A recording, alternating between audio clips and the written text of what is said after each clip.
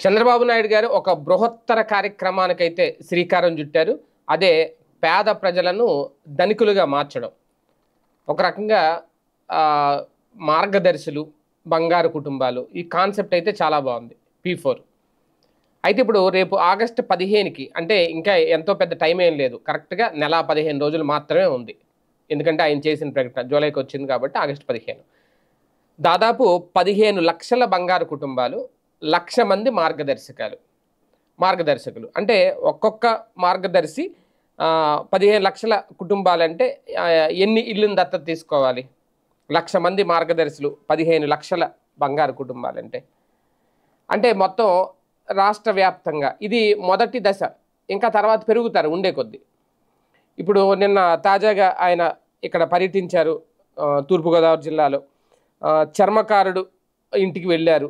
అక్కడ ఆయన చెప్పులు కొట్టడం, ఆ డప్పులు తయారు చేయడం, ఇవన్నీ కూడా స్వయంగా చూశారు. ఆయన ఇల్లు బాగు చేయిస్తామని దానికి కావాల్సిన ఖర్చు పెట్టుకుంటామన్నారు. అలాగే ఆయనకు షాప్ పెట్టిస్తామన్నారు. ఓకే, చాలా బాగుంది అదంతా. అలాంటి వాళ్ళు చాలామందే ఉంటారు రాష్ట్రంలో. ప్రతి గ్రామంలో ఉంటారు, ప్రతి మండలంలో, ప్రతి జిల్లాలో. అంటే నాట్ ఓన్లీ చెప్పులు కుట్టుకునే వాళ్ళు వీళ్ళనే కాదు, ఇంకా రకరకాల వృత్తులు, వాళ్ళు చేతి వృత్తుల మీద ఆధారపడే వాళ్ళు చాలామందే ఉన్నారు.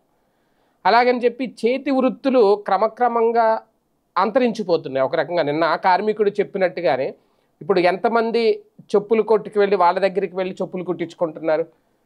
ఇప్పుడు రకరకాల కంపెనీలు వచ్చేసినాయి, రకరకాల ప్లాస్టిక్ తయారీలో భాగంగా వచ్చేసినాయి. కంపెనీలు మ్యానుఫ్యాక్చరింగ్ చేసేస్తున్నాయి. చేతులతో కుట్టిన చెప్పులు వేసుకునే వాళ్ళు తక్కువ శాతం మంది ఉంటారు.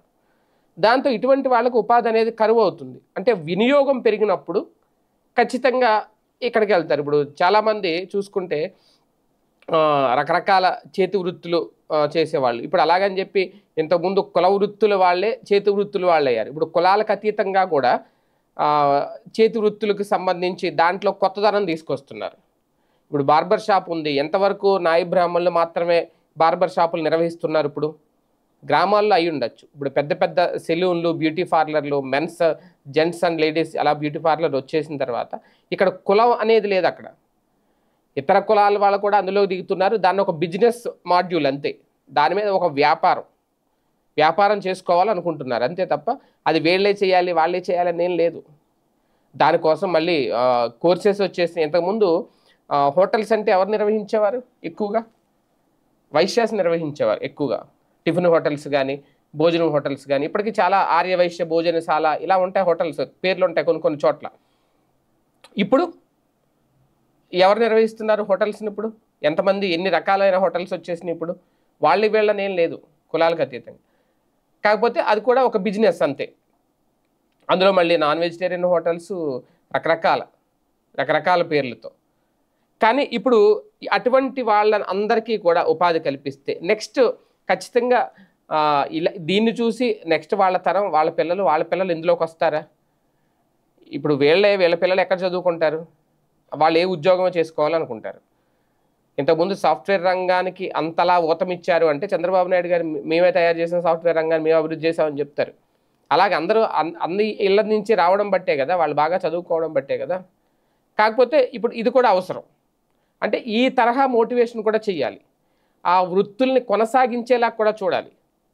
ఒక పక్క మనమే కార్పొరేట్ కంపెనీలు తీసుకొస్తాం, కార్పొరేట్ శక్తులను తీసుకొస్తాం, వాళ్ళనే ప్రోత్సహిస్తాం. ఒక పక్క వీళ్ళని ప్రోత్సహిస్తున్నాం అని చెప్తున్నాం. కాకపోతే ఇది తాత్కాలికం.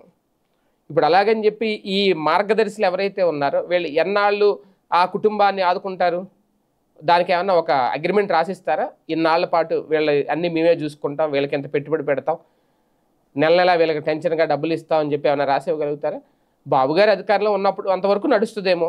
తర్వాత వాళ్ళ మార్గదర్శులు ఉండొచ్చు, వాళ్ళు నట్టేట్లో వదిలేయచ్చు మధ్యలో ఈ బంగారు కుటుంబాలని. కానీ బాబుగారు అధికారంలో ఉన్నంతసేపు బంగారు కుటుంబాలే. సో ఇక్కడ అప్పుడు వీళ్ళందరూ ఆలోచించాలన్నమాట. ఈ బంగారు కుటుంబాలుగా మార్చిన వాళ్ళందరూ మేము ఇలాగే ఉండాలంటే, మాకు మార్గదర్శులు ఇలా డబ్బులు ఇస్తూ ఉండాలి అంటే బాబుగారే అధికారంలోకి ఉండాలి, వేరే పార్టీ రాకూడదు అని వాళ్ళు ఆలోచించాలి. ఆలోచించి ఓటేసినప్పుడు ఖచ్చితంగా మళ్ళీ బాబుగారే అధికారంలోకి వస్తారు. వీళ్ళకి అవి కంటిన్యూ అవుతూ ఉంటాయి. ఆ చేయూత ఒక రకంగా ఒక మార్గదర్శి ఒక బంగారు కుటుంబానికి ఇచ్చే చేయూత అనమాట. కాన్సెప్ట్ అయితే బాగానే ఉంది. పూర్తిగా ఇది అర్థం చేసుకొని ప్రజలకు మేలు జరిగితే రేపు ఆగస్టు 15 తర్వాత ఏంటి అనేది చూడాలి. మొత్తం మీద కాన్సెప్ట్ అయితే బాబు గారు చెప్పడం, బాబు గారు అమలు చేయాలని అనుకోవడం, ఆ విధానం అదంతా అద్భుతంగానే ఉంది. అది ఎంతవరకు సాధ్యమవుతుంది ఆచరణలో అనేది చూడాలి.